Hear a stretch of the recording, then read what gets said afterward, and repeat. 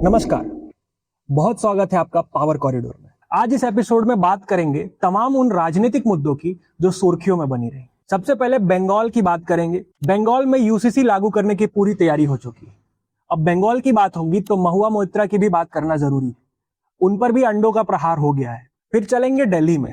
दिल्ली में जो कॉकरोच जनता पार्टी का प्रोटेस्ट चालू है, वो प्रोटेस्ट अब पूरी तरीके से एंटी इंडिया प्रोटेस्ट बन चुका है। फिर बात करेंगे इंडिया जापान रिलेशंस की, क्योंकि जापान की prime minister Sanae Takaichi India आई हुई हैं। चलते हैं बंगाल में।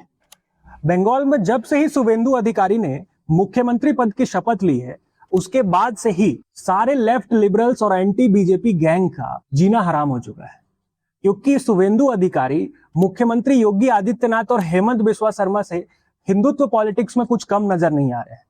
अब शुभेंदु अधिकारी ने यूसीसी लागू करने का ऐलान कर दिया है। उन्होंने कहा कि जो 1 जुलाई को बजट सेशन चालू होने वाला है, उसमें यूसीसी का बिल पश्चिम बंगाल में भाजपा सरकार पेश करने वाली है। बता दें कि आसाम में, गुजरात में और उत्तराखंड में भाजपा की सरकार है और वहां पर यूसीसी लागू हो चुका है। अब बारी है पश्चिम बंगाल की। सुप्रीम कोर्ट ने भी अपने कई जजमेंट्स में, जैसे साबानो केस में भी यूसीसी लागू करने की ओर अग्रसर हो सरकार, ऐसा निवेदन किया था। लेकिन इतने वर्षों के बावजूद किसी सरकार ने प्रयास नहीं किया कि देश में यूसीसी लागू हो। यूसीसी पर विपक्ष एक अलग तरीके की राजनीति भी करता है। यूनिफॉर्म सिविल कोड, जिसे कॉमन सिविल कोड भी कहते हैं, उसको ऑपोजिशन हमेशा ट्राई करता है कि मुसलमानों के बीच में और क्रिश्चियंस के बीच में ये भ्रम फैला दिया जाए कि ये हिंदू सिविल कोड है। अगर ये लागू हो जाए तो हिंदू रीति रिवाज उन पर भी लागू होंगे, जो कि बिल्कुल गलत है। यूसीसी का सीधा मतलब यह है कि जितने भी पर्सनल लॉज हैं, उन सभी को नलीफाई करके एक कॉमन लॉ और वो सब पर लागू हो, चाहे वो हिंदू हो या मुसलमान। इसीलिए भारतीय जनता पार्टी ने, जब 1980 में भारतीय जनता पार्टी का गठन हुआ, उस समय से ही इस ध्येय के साथ भारतीय जनता पार्टी चल रही है कि उन्हें यूसीसी लागू करना है। लेकिन ये नया स्ट्रैटेजी इन्होंने लाया है। ये अब एक पैन इंडिया लॉ को ना लाकर धीमे धीमे राज्य दर राज्य यूसीसी लागू कर रहे हैं, ताकि इस देश में ये माहौल बन जाए कि यूसीसी बिल्कुल भी एंटी मुस्लिम और एंटी क्रिश्चियन तो नहीं है, ये सभी के हित के लिए है। अब बंगाल की बात हो रही है तो महुआ मोइत्रा पे बात करते हैं। महुआ मोइत्रा पर 1 जुलाई को नाडिया डिस्ट्रिक्ट में, जो कि उनका संसदीय क्षेत्र भी है, वहां पर अंडों से प्रहार हो गया। महुआ मोइत्रा पर इतने अंडों से प्रहार हुआ कि उन्होंने वहीं पर ऑन द स्पॉट वीडियोग्राफी शुरू कर दी। और उनका डेस्परेशन देखिए, उन्होंने बीबीसी को, अल जजीरा को टैग करके ये कहा कि उन्हें इस मुद्दे को कवर करना चाहिए और उन्हें यह दिखाना चाहिए कि कैसे भाजपा की सरकार उनके साथ बर्ताव कर रही है। महुआ मोइत्रा जी को सबसे पहले तो यह समझना चाहिए कि ये जो वेस्ट बंगाल की पुलिस है, इनकी ट्रेनिंग ममता बनर्जी की सरकार में ही हुई है।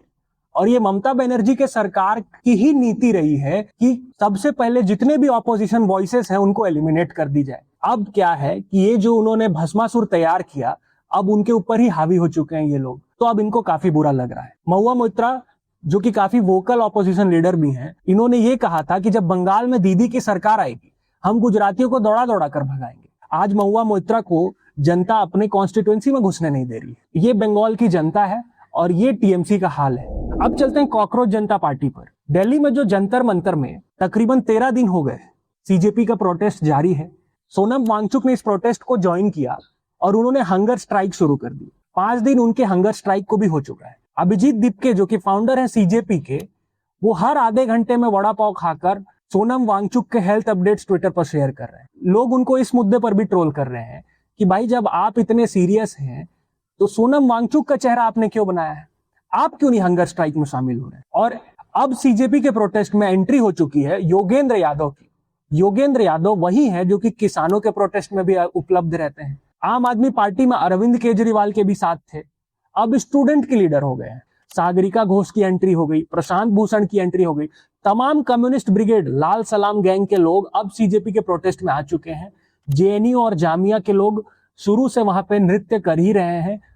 तो इससे यह साबित होता है कि ये स्टूडेंट का प्रोटेस्ट नहीं है, धर्मेंद्र प्रधान के खिलाफ का प्रोटेस्ट नहीं है, ये प्रोटेस्ट एंटी इंडिया और एंटी मोदी प्रोटेस्ट है। अब जापान की पीएम सनाई ताकीची पहली बार भारत आई हुई है। ये टाइमिंग को समझना बहुत जरूरी है, क्योंकि भारत और जापान दोनों इस मोटिव के साथ आगे बढ़ते हैं कि हमें free and open Indo Pacific पर वर्क करना है। वहीं चाइना कंटिन्यूअसली कुछ वर्षों से इंडो पैसिफिक में अपना एग्रेसिव स्टांस दिखा रहा है। रिसेंटली काफी पोर्ट्स बनाकर चाइना भारत को सर्कल करने की भी कोशिश कर रहा है। चाइना के स्ट्रिंग ऑफ पर्ल्स थियरी के बारे में भी सब जानते हैं कि कैसे श्रीलंका, पाकिस्तान और अफ्रीका के कुछ देशों को लेकर भारत को सर्कल करके घेरने की कोशिश कर रहा है चाइना। लेकिन जापान, जो कि खुद परेशान है चाइना से, चाइना और जापान के बीच में भी एक बॉर्डर डिस्प्यूट है साउथ चाइना सी में, और भारत और चाइना के बीच में भी एक बॉर्डर डिस्प्यूट है।